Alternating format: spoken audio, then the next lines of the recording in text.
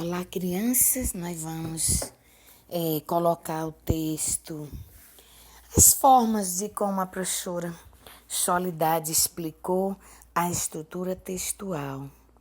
Eu vou colocar essa estrutura para vocês observarem. Não é para vocês fazerem atividade já. Eu vou colocar tudo que foi trabalhado. Ela trabalhou aqui no início como fazer a produção textual, porque na prática de leitura vocês vão ter uma produção. Então, as produções de texto que vocês fazem, tem aqui a parte do início.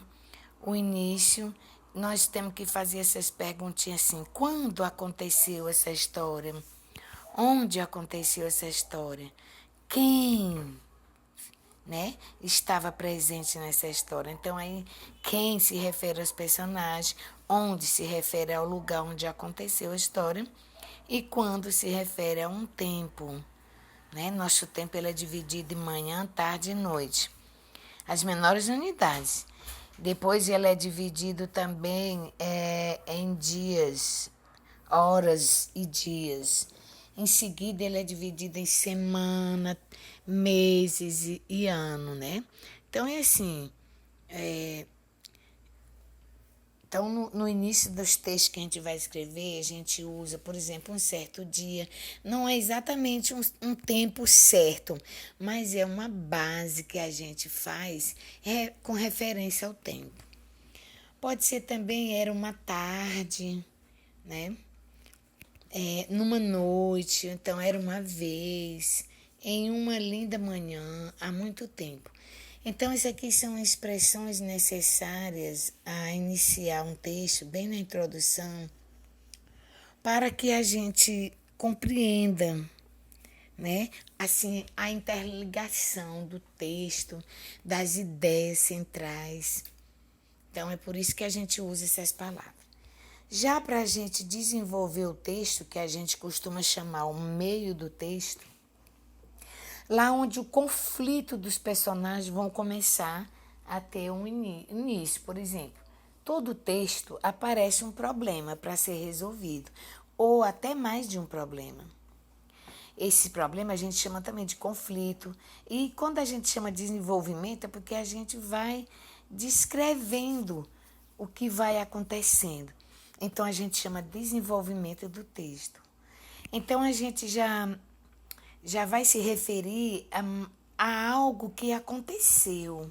A gente só vai contar escrevendo detalhadamente, mas já aconteceu. Então, a gente usa essas palavrinhas do segundo parágrafo para frente. Por exemplo, em seguida, a gente já começou a contar o início, abordando o local, o tempo, os personagens e um pouquinho do problema, quer dizer, do enredo, do que vai ser detalhado durante o texto. É o tema principal do texto que vai ser desenvolvido. Então, a gente usa, por exemplo, a expressão em seguida, pode escolher essa outra, de repente. De repente, você já tem costume de usar. Ou então, antes de, depois de, nesse momento, a partir daí.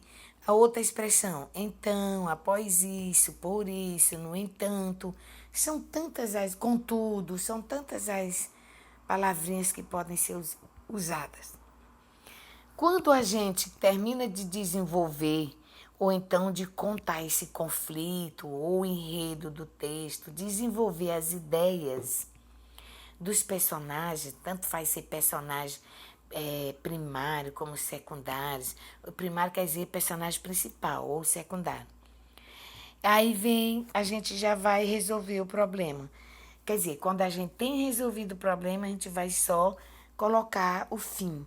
Aí a gente vai usar o fim como algo que já terminou. A ideia é essa, já terminei de iniciar minha história, já desenvolvi todos os fatos, agora eu vou contar como é que termina essa história. É só o final agora. Aí então eu uso essas palavras assim. Foi então, por fim, eu posso escolher uma só. Por fim, enfim, portanto, por isso, assim, finalmente. A maioria dos alunos já usa a palavra finalmente. Isso é muito bom, finalmente. Então, são essas palavrinhas que vão cuidar da coerência e coesão da linguagem usada no texto. Aí vai ficar um texto coeso. O que é um texto coeso? É aquele texto ortograficamente bem correto, gramaticalmente correto, estruturalmente correto, com parágrafo, com letra maiúscula, com pontuação. Quer dizer, toda a gramática, todo o nosso conhecimento gramatical, ortográfico, de todas as espécies da língua portuguesa vai entrar no texto, quando se escreve no texto. Ok? Muito bem. Então, depois da gente saber disso, a gente vai aqui para um texto que até a professora Soledade trabalhou com vocês. Tem o título assim, ó, O Susto da Mônica. Certa vez, olha a palavrinha que ela usou aqui. Esses textos são textos feitos por criança do segundo ano, que nem vocês. Só que a criança, ao fazer esse texto, ela fez como toda criança do segundo ano faz. Ela vai fazendo um apanhado de ideias, mas sem colocar assim tão conexo. Mas vamos ver aqui algumas coisas. Tem muita repetição nos textos. Então, aqui a gente começou esse trabalho para ir explicando para vocês que o importante não é encher um caderno de letra, o importante é saber articular o que você quer dizer no começo, no meio e no fim da sua fala. Então, começa assim, o parágrafo aí, tá marcadinho o parágrafo, não é verdade? Tá marcado o parágrafo, aí diz assim, começou com letra maiúscula, certa vez, a palavra certa está começando com letra maiúscula. O título também começou O Susto, o O é maiúsculo. Aí diz, certa vez, Mônica e Cebolinha foram ao zoológico. Segundo parágrafo, está marcadinho correto, com letra maiúscula.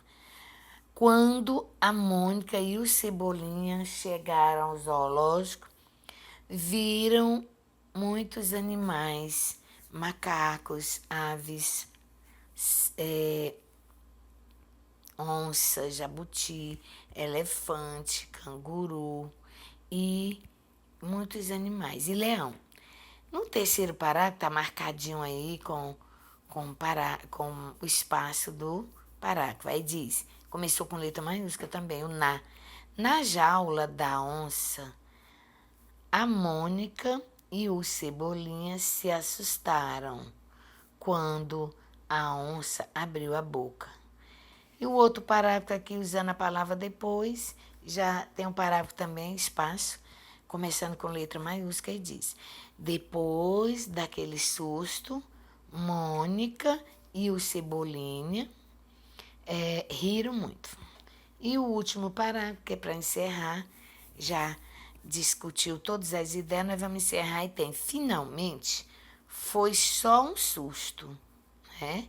Os garotos voltaram para casa, alegres e satisfeitos com aquele passeio.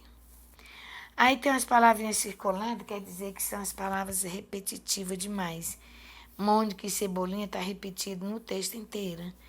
Então, ele vai mostrar aqui agora como é que a gente faz esses textos para diminuir a repetição.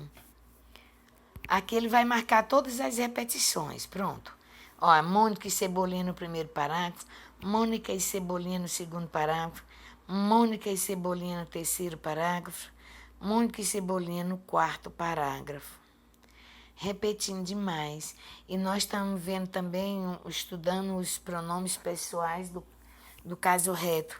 É aqueles pessoais porque se refere somente à pessoa. E aí, por exemplo, eu, cada um de nós, se falarmos a palavra eu, então se refere individualmente a cada um de nós. Tu, se cada um de nós apontar para uma pessoa e dizer tu, está se referindo só àquela pessoa. Então, as pessoas que estão falando estão perto daquela pessoa que está ouvindo. Então, a gente chama ela de tu. Muito bem. Ele ou ela são pessoas que estão um pouquinho mais distantes e a gente se refere. Podemos dizer Mônica e Cebolinha no primeiro parágrafo e até no segundo, mas dentro do mesmo parágrafo a gente não usa de novo. A gente usa eles. porque eles é um pronome no plural, quando se refere a mais de uma pessoa. Então, Mônica e Cebolinha está repetido no texto inteiro. O que a gente vai fazer? A gente vai agora ver o texto escrito de uma forma mais correta. Aí, ó, o susto de Mônica. Os parágrafos continuam. Já a margem do lado direito, aqui mais para a direita do celular, no primeiro texto não estava certinha, mas tem que ficar do jeito desse texto aqui. Bem certinha, tá? Porque senão as margens não foram usadas corretamente. Eu não posso passar para escrever lá na outra folha de lado do caderno, não. Tá? Eu separo a palavra aqui com o hífen, continuo na outra linha, mas não boto até... Se sair uma palavra aqui escrevendo, vai ficar a estrutura errada. Então, certa vez, Mônica e Cebolinha foram ao zoológico. Segundo parágrafo. Quando eles chegarem, não repetir de novo Mônica e Cebolinha. Quando eles chegaram ao zoológico, viram muitos animais, macacos, aves, onça, jabuti, elefante, canguru e leão. Ponto. Aí, terceiro parágrafo. Na jaula da onça, as crianças se assustaram quando a fera abriu a boca. Olha, ó. Outro parágrafo. Depois daquele susto, eles riram muito. Outro parágrafo. O último, finalmente, foi só um susto. Os garotos voltaram para casa, alegres e satisfeitos com aquele passeio. Aqui está perfeito, porque não tem aquela repetição toda hora. Aqui está perfeito, não tem aquela repetição toda hora de Mônica e Cebolinha, não, tá bom? Muito bem. Então, por que eu estou passando esse texto? Estou passando esse texto